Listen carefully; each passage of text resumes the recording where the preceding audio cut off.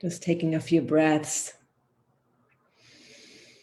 I'm getting myself settled for this little chat on grief.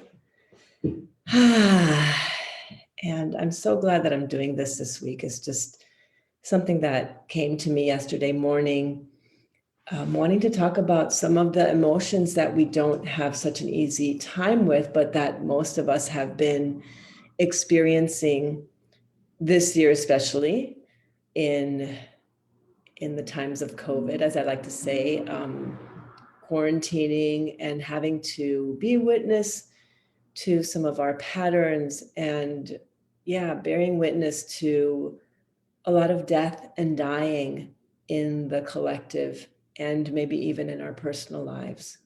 And I've been holding a lot of space for my own grief and for the grief of the people that I serve, which are mostly other healers and change makers. And so what I want to start by saying, and I'm looking at the two screens because I'm live on IG and Facebook at the same time. So I want to say that, a lot of the people who are doing healing work in the world, if you're one of them, right, I consider you a change maker, a revolutionary. And because, we are the people that are here for that collective evolution, for the bigger picture, for the purpose-led work. And that work is often, it comes from a pain that we have in our heart, right? A pain that there's something broken in the world that we want to fix or remedy or support. And what I find about the people that I work with, and that what I love about them, is that they're really sensitive people. They're people who are deeply caring and deeply feeling. And I believe that we hold a lot. We hold a lot in our hearts. We hold a lot in the collective, i.e., we're not just holding our own pain from our own personal experiences, but we're also holding the pain of the world. And so I believe that we need to we have to clean out our hearts almost on an everyday basis, because we are experiencing so much that we have to engage in rituals to support the opening of our hearts if we are to be compassionate workers of the world, if we are to engage in emotional self-care. So I just want to begin by saying that our work as healers is to meet ourselves and other people with compassion, and tending to our grief is one way to do that. So I'm just going to pause for a second and move on to say that that grief is a consequence of love. And unfortunately, in our Western culture, we've really begun, we're not comfortable with the process of grief. In the past, right, when we were more of a collectivist culture, we engaged in rituals where we expressed our grief together, and that was a way that we processed our grief. And now we are so much on our own, especially quarantining, right, culturally, but also in this process this year of being alone, spending more time alone. And we're having to just be with this pain alone. And this is not something to be felt alone. And obviously we're having to find ways to meet ourselves in those places and to open up that space. But it's a way to cleaning out our hearts, right? Tending to our grief and cleaning out our hearts is a way to tend to ourselves, to do emotional self-care. It is a way for us to access our innocence again, because what I see a lot is that when people come to me, it's because they feel numb. They are either highly anxious, right? They're holding so much that they're shaking on the inside, right? Holding so much they're about to burst. Their nervous systems are loaded, and or they're depressed, they're shut down, they've stopped feeling, they feel numb, they feel nothing. And when I see both of those things, I want to go into grief. I want to ask about or begin to process emotions of sadness and grief. And, when I see anxiety, I usually connect it to unprocessed grief in ancestry, right? Generational grief, collective traumas that have been charging the nervous systems of the people that came here before you, and that as an empathic, sensitive person, you're now carrying that, plus your own experiences of trauma from your own childhood, maybe having to deal with parents who weren't able to be there for you, or that you had to take care of, who maybe were holding their own grief and that you had to hold space for their sadness and their loneliness. So I see that. And when I see depression, I see like that there is this, that the grief has been held for so long that the heart has become sort of calcified and hardened, and just like it's just become unresponsive and closed. And so again, I invite people to move the energy, to really move the energy in their bodies, because oftentimes we can't get to it by just being still. We can't get to it by just feeling. We have to begin to move the energy to unblock it. We have to create like this push energy with our breath and with movement in order to be able to access the parts of our hearts that have become hardened and calcified. And because I'm a trauma psychologist and energy alchemist and somatic expressive psychotherapist, a lot of the people that come to me do have trauma in their childhood. And grief is always part of the process. Grief is one of the primary ways that we begin to heal inside our experiences of trauma, right? It's a way that we are able to metabolize pain. And when I say metabolize pain, I want you to imagine that you are bringing this, like becoming aware of the pain in your body and moving it through you, right? Almost like a digestive process, right? There's pockets here, there's pockets here, there's pockets here. And as you move it through your body, you move it down and through, and you give it back to Pachamama. You give it back to the earth so that the earth can then compost it and turn it into something else, like turn it into fertilizer, right? So our grief is, even if it's connected to our personal trauma or even generational trauma, there's also, I think I come from a collectivist culture, so I think about the collective all the time. I always hold the bigger picture for people as they process their traumatic losses. And grief, like when we feel our grief, let's say connected to something that happened in your childhood, right? Maybe not having had adequate nurturing or attention. When we grieve for that child in us, we acknowledge that harm was done. We acknowledge that young part in us. And when we acknowledge that young part in us, we are able to reclaim that part, say yes to that part, and have access to that expressive energy, right? Which is absolutely sacred, which is a part of you, which is, you want that as part of your adult life. Okay. So many of us have disowned parts, parts that have been left behind. And grief, feeling our grief, metabolizing our grief is part of that reclaiming process. When we feel our grief, we also acknowledge the hurt, right? The hurt of that child. And often we talk about forgiveness, right? And people want to forgive, but we skip over the feelings. Forgiveness is a process, but to forgive, you have to feel the feelings first to be able to then sort of rest in the decision of, okay, I'm ready to let this go.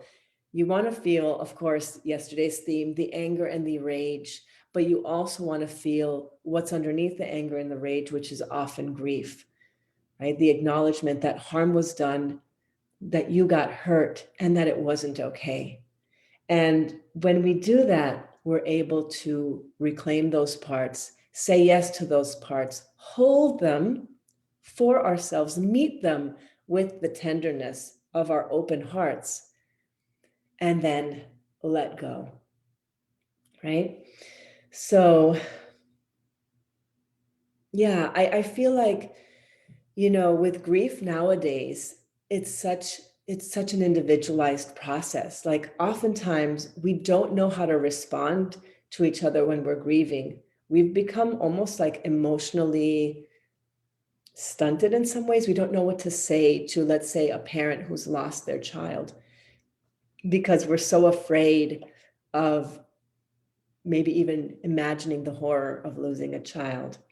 Or we feel like we don't want to bring it up because we don't want to, we don't want to take people to that pain. But it's in that pain where that alchemical process, right? That it's almost like I think of it as like a street sweeping of the heart, where we get to do like a limpieza, a cleaning out of that vessel. And this year, I lost a dear friend of mine to cancer, and I've been spared of loss of people. I've really not had the experience of losing young people in my life, and it was one of the first times that I'd lost a person that was dear and near to my heart. And I remember just waking up in the morning and just feeling like the little cup around my heart was full, and that I had to pour it out. And I did that by listening to some music and moving my body and just saying yes, just being willing to, I'm going to feel this for 20 minutes. And then I'm going to find my turn on again. I'm just going to find my juiciness again, and then going to continue with my day. And if I hadn't done that, I wouldn't have been able to show up for my people, for my clients. And so I needed to do that in the morning. I was meeting my clients and processing grief with them. And then at night, I would feel like that cup was full again. And I would need to again engage in the ritual of letting myself move, letting myself feel, listening to music, finding the beauty of experiencing this grief, because it was so intimately connected to the love of my friend that had passed. So grief is a sacred process, and it's at the center of like every experience of healing. I feel like it's so intricately connected to life, because life is impermanent. Everything is always changing. Even with our children growing up, it's a revolving door of saying hello to new parts of their personality, new skills and abilities, and goodbye to babiness, and goodbye to certain types of cuddles. We're constantly having to say goodbye. Even in the aging process, we're having to say goodbye to physical abilities, maybe even mental abilities, or feeling like we can show up in certain ways, or letting go of opportunities that have been missed. That's part of the midlife crisis, is recognizing that, oh, there are real ships that have sailed for me. And so it is a whole grieving process that is so sacred. It's it's part of the art of letting go. And when we do let go, I feel like it's, I always talk about pleasure and sensuality. That whole process of letting go and living inside of the impermanence of life is sensual.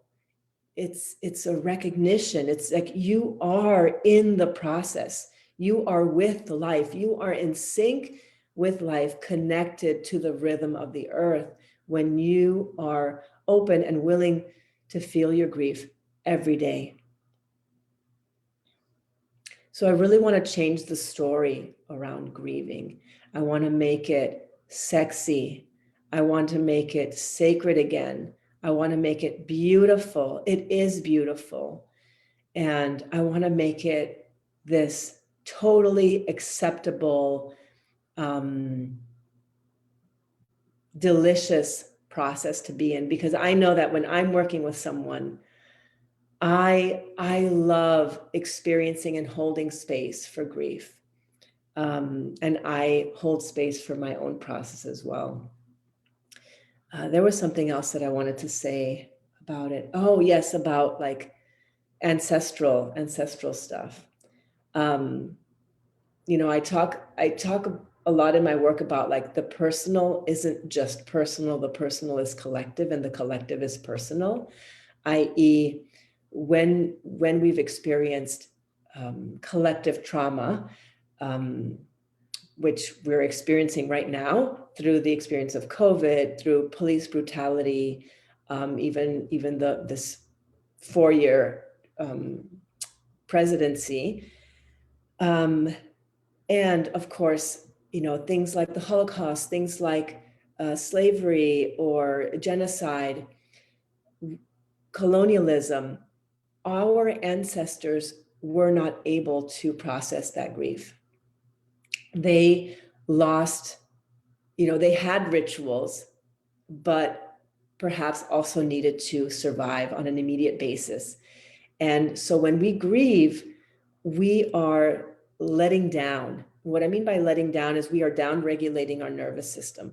A lot of our nervous system activation is why we don't feel safe in our bodies, right? Our nervous system is constantly scanning for safety. It's just wanting to keep us alive. And when we engage in the grieving process, we actually release from our nervous system so much of this epigenetic and ancestral holding. So on a biological level, we are also letting go, and we're letting go for them, we're letting go for us. And when we are more calm, when we feel safer in our bodies, we can show up in a totally different way for our lovers, for our work partnerships, for our clients, for our own children, for our families. So this has much bigger ramifications than just you. So through the grieving process, especially through this ancestral clearing that I'm inviting you to consider, we connect to that resilience, right? Because when we create space for the clean experience of our pain, we connect to that strength and resilience. We have access to our power. We get more deeply rooted into the ground, right? We feel that strength, that safety. We can connect to that root chakra more deeply, right? And that safety, even if the world isn't a safe place for a person of color, a Black person, a Latinx person, at least in our own bodies, we feel just a little bit safer, right? Maybe not 100%, but just a little bit safer, because we can hold our own emotions. We can hold our own pain. We are responsible for our own process. So I think that's it for me today. My invitation for you today is to play some music that awakens, that unhinges a little bit of this grief, that you can like open that door and let it move through you, even just a little bit, right? Because this is, I remembered what I wanted to say, that when we experience a loss, right, maybe like the loss of a person, our bodies, I want you to imagine that there's a special vessel in your body, let's say the heart, that holds grief and loss and this particular type of pain. So when you experience a loss today, it is going to tap into all of your unprocessed grief from the past, ancestral, etc. So sometimes we experience losses now and we're wondering, why can't I stop crying? Why does this feel so huge? Because the grief process is dipping into that vessel. It's dipping into that one vessel that holds all of the grief from your personal life that has not been metabolized, that has not been processed, your ancestral grief, the grief of your parents, grief of your grandparents, your great-grandparents, etc., that has not been processed. So when you feel that wave, allow it, invite it, know that you won't get stuck in there, right? Do it intentionally. I say do it intentionally. Don't wait for it to well up on its own, but do it intentionally and let it move through you all the way. A lot of times we brace against it because we get scared, because we don't know how deeply it can go. We're afraid of getting stuck. But I believe that when you invite it all the way, it has an end point. It has an end point. You go down and maybe it has like a really, like you hit the bottom of that well, if the well actually has a bottom, and then you move out of it. So do it intentionally with music. You can do it intentionally as part of community rituals. I find that especially beautiful. But just recognize it as a sacred, sensual process that is deeply connected with your divine nature and with the natural world. So it really connects you to your inherent, beautiful, flawsome humanity. Okay, that's it for me today. Thank you for joining, and I'll be back tomorrow, and I'm not sure with what emotion. Maybe, I don't know, I have it written down somewhere, but I'll surprise you. Okay, take care, loves. Bye-bye.